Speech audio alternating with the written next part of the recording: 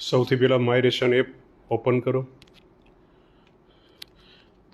Pin number દાખલ કરો।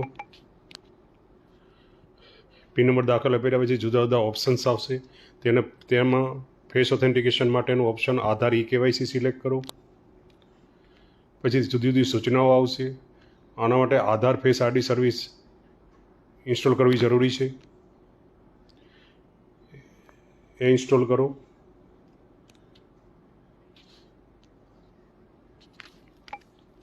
પછી સૂચનાઓ છે તે વાંચી અને ટિક કરો।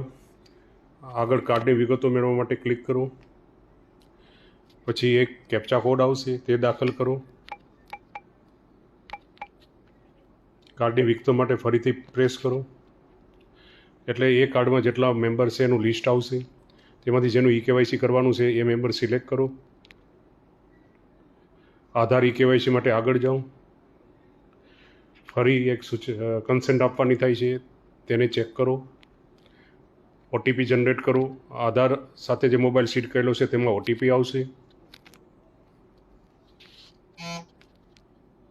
OTP દાખલ કરો। OTP વેરિફિકેશન કરો। પછી ફેસ ઓથેન્ટિકેશન માટે આંખને બ્લિંક કરો। આ રીતે સક્સેસફુલ કેપ્ચર થઈ ગયા પછી KYCની પૂરી વિગત આવશે।